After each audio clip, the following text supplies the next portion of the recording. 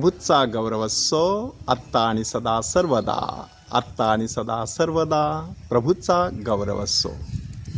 परमेशाला स्तवा निरंतर, परमेशाला स्तवा. स्वर्गनिवासी दिव्यदूतानो परात्पराला स्तवा. चंद्र सूर्य नक्षत्र ग्रहानो विश्वव्यापका स्तवा. परमेशाला स्तवा निरंतर, परमेशाला स्तवा. संपूर्ण सृष्टी परमेश्वराचे स्तवन गात असते आणि म्हणूनच स्तोत्रकार म्हणा किंवा दानियेलच्या पुस्तकातील 3 युवकांचे गीत म्हणा, त्यामध्ये संपूर्ण सृष्टीला परमेश्वराचं स्तवन गाण्यासाठी पाचारण केलं जातं. आज संत पायस 10वे ह्यांचा स्मृतिदिन साजरा होत आहे. संत पायस 10वे हा आपल्या गोरेगाव सेमिनरीचा आश्रयदाता संत. संत पायस 10वे गुरुविद्यालय किंवा सेमिनरी ह्या ठिकाणी आमच्यापैकी बऱ्याच धर्मगुरूंनी प्रशिक्षण घेतलेलं आहे आणि त्या ठिकाणी सातत्याने आम्हाला त्यांचं ब्रीदवाक्य सांगण्यात आलं की ख्रिस्ताठायी सर्व गोष्टींचं नूतनीकरण करा.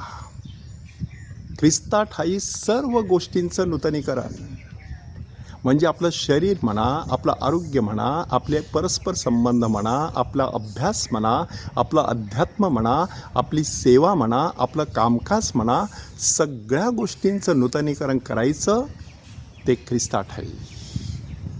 ह्या सगळ्या गोष्टी ख्रिस्ताच्या शिकवणुकीनुसार करत राहायचं. आपलं शरीर हे देवाचं मंदिर आहे अशा भावनेने त्या शरीराची काळजी घ्यायची. आहार, विहार, विराम आणि विचार ही चौकट व्यवस्थितपणे अंमलात आणायची. आपले परस्पर संबंध सुदृढ, निरामय आणि निकोप ठेवण्यासाठी प्रयत्नशील राहायचं. त्यासाठी क्षमाशीलता आणि सहकार्याचा मार्ग चोखाळायचा. आपल्या कामकाजामध्ये काय महत्त्वाचं आहे, काही तातडीचं आहे ह्याचा लेखाजोखा घेत सातत्याने कार्यमग्न राहायचं. आपण करीत असलेलं प्रत्येक काम परमेश्वराला अर्पण करायचं. आपल्या अध्यात्मामध्ये सर्वप्रथम परमेश्वराला स्थान, मग आपल्या गरजा, आपल्या विनंत्या परमेश्वरापुढे आणायच्या. Study in order to save souls असं एक वाक्य आहे. ह्याचा अर्थ काय? अभ्यास करायचा, तो सुद्धा आत्म्यांचं तारण करण्यासाठी, आत्मे वाचवण्यासाठी. म्हणजे आपण जीवनामध्ये जे काही करू ते सर्वस्वी परमेश्वरासाठी करायचं, अशा प्रकारची शिकवण संत पायस 10वे ह्यांनी दिलेली. आज प्रभू येशू ख्रिस्ताला प्रश्न विचारण्यात आला की सर्वात मोठी आज्ञा कोणती? वरवर पाहता सोपा प्रश्न, पण त्याच्या मागे एक मेघ होती की 613 छोट्या आज्ञा आणि 10 मोठ्या आज्ञा. ह्यांच्यामध्ये पहिली दुसरी असा क्रम कोणी लावायचा नाही असा संकेत होता. येशू ते करतो की नाही ते पाहायचं होतं शास्त्री पुरुषी ह्यांना. परंतु येशू मात्र स्वतःच परमेश्वराचा पुत्र, ज्ञानाचा मूर्तिमंत पुतळा. त्याने काय उत्तर दिलं की आपला देव परमेश्वर ह्याच्यावर संपूर्ण मनाने, संपूर्ण जीवाने, संपूर्ण शक्तीने, संपूर्ण बुद्धीने प्रीती करायची आणि जशी स्वतःवर तशी आपल्या शेजाऱ्यावर प्रीती करायची. 3 प्रकारचं प्रेम. त्या 3 प्रकारच्या प्रेमाचा व्यवस्थितपणे अवलंब केला तर ख्रिस्ताठायी सर्व गोष्टींचं नूतनीकरण व्हायला वेळ लागणार नाही. पहिलं प्रेम आहे ईश्वर प्रेम. परमेश्वराला जीवनामध्ये प्रथम स्थान द्यायचं.